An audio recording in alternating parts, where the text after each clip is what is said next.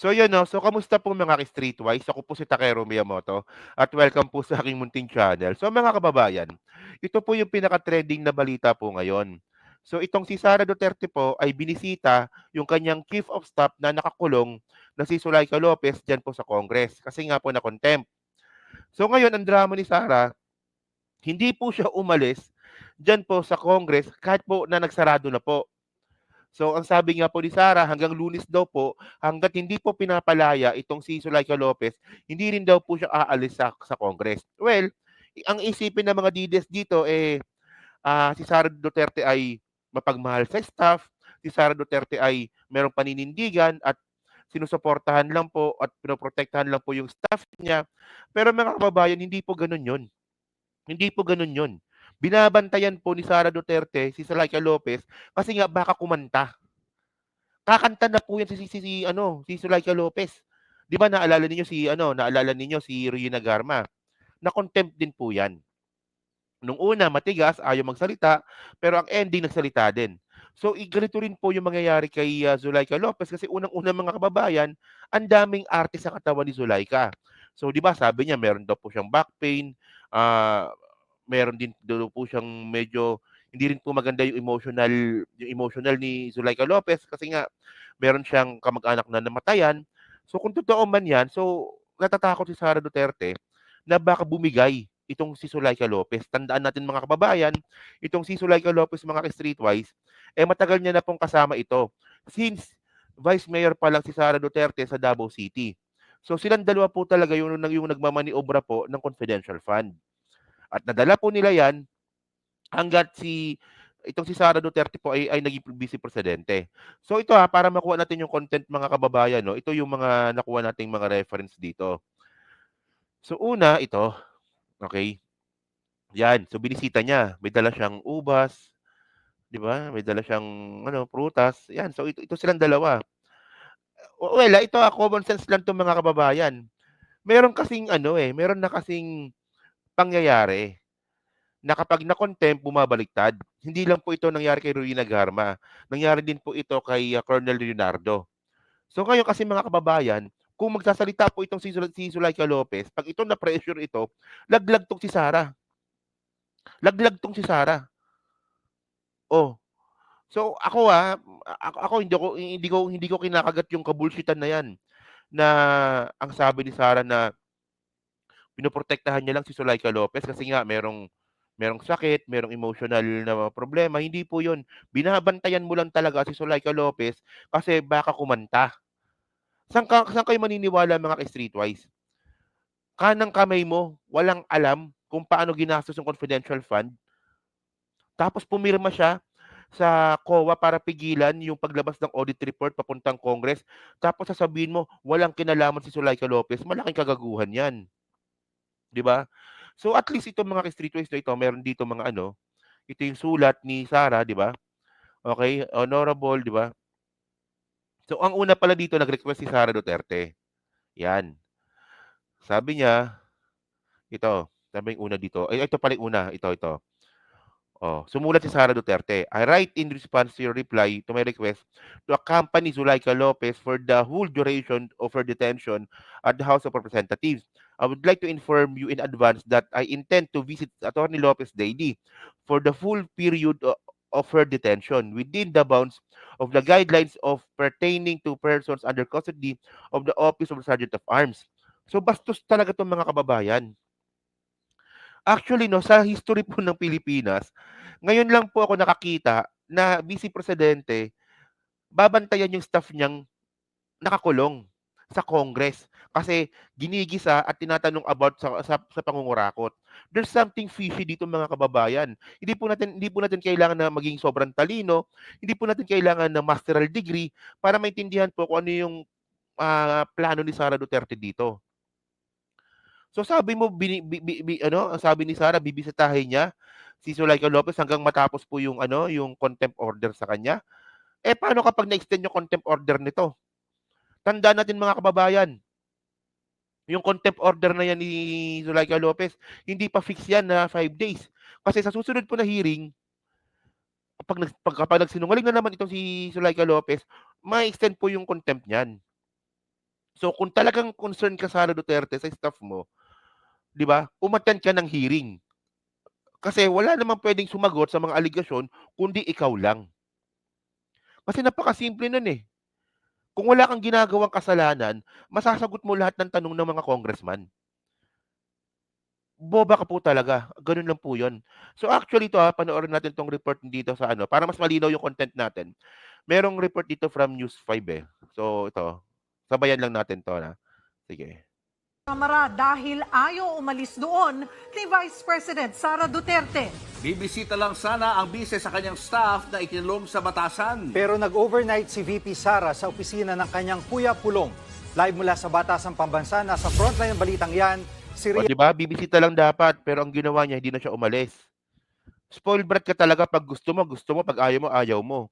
Nakakatakot maging presidente 'to, mga kababayan, spoiled brat ito.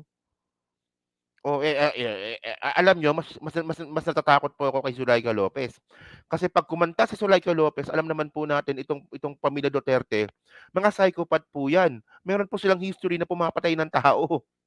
Baka mamaya, 'di ba, wag naman sana, pero 'pag 'yan bumaliktad si Zuleika Lopez, naku, posibleng manganib ang buhay niyan. Mga halangang bituka ng mga Duterte, tandaan niyo. Oh. Fernandez. Ria, hindi pa rin ba lumalabas si VP Sara dyan? Jiggy, 2 beses na bumisita si Vice President Sara Duterte sa House Detention Facility kung saan naroon ang kanyang Chief of Staff na si Attorney Zuleika Lopez. Hindi naman nagustuhan ng mga kongresista ang naging aksyon ng bise na dumating dito kagabi at nag-overnight pa. Actually, bawal yun, mga kababayan. Bawal yung mag-overnight ka, bumisita ka lang tapos mag-overnight ka. Feeling entitled ka talaga, feeling special ka talaga. Bastos talaga 'to, 'no? Mag-aalas 8 kagabi nang dumating si Vice President Sara Duterte sa Kamara.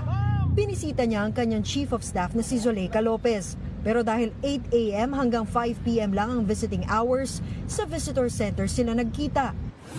Nakakulong si Lopez sa Kamara matapos makontempt dahil sa undue interference o pakikialam sa mga kongresista. Kaugnay ito sa investigasyon sa confidential funds ng DepEd. Inabot ng hanggang alas 10 ng gabi ang pagbisita ni VP Sara sa kanyang staff. Ayon sa mga opisyal O, ng 'di ba, binabantayan mo 'yan. Actually, mga kababayan, hindi ito natural. Hindi po ito normal. Staff mo 'yan.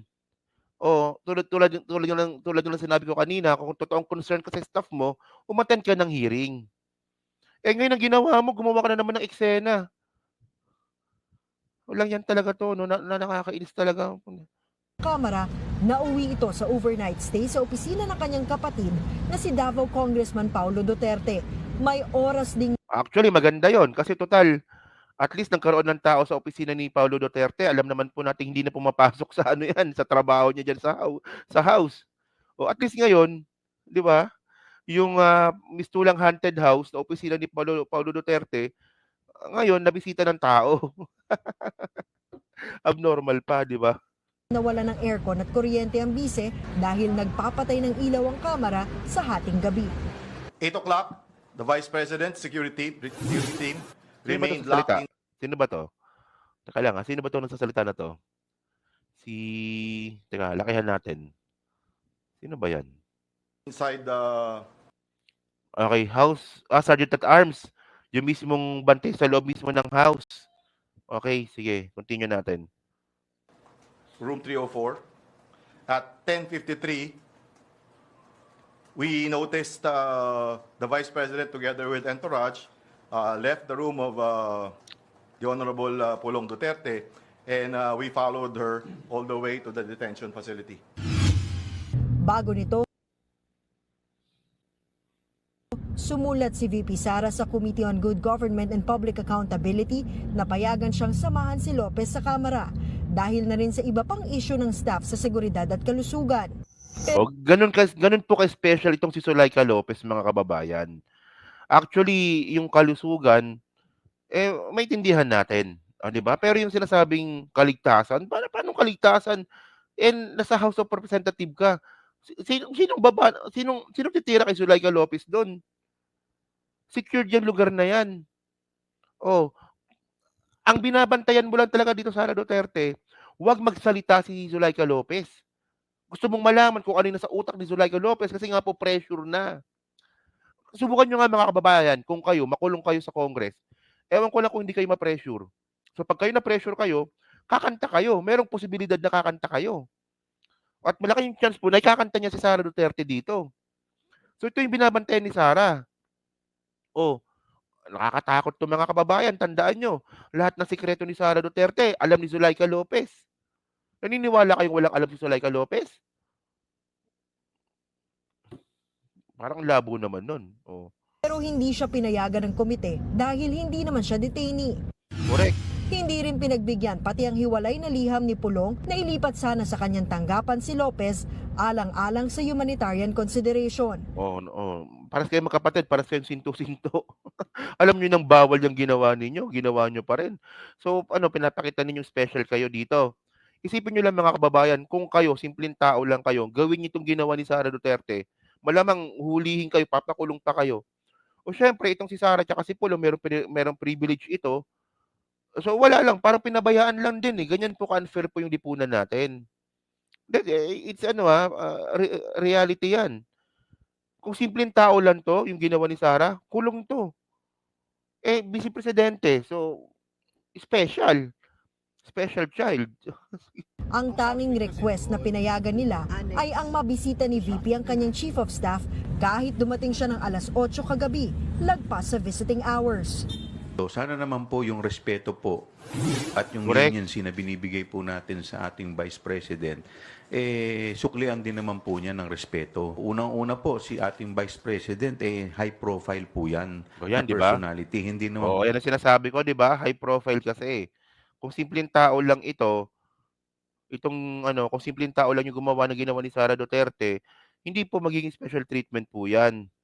Oh, actually 'no, itong si Sara binibigyan na po ng konsiderasyon.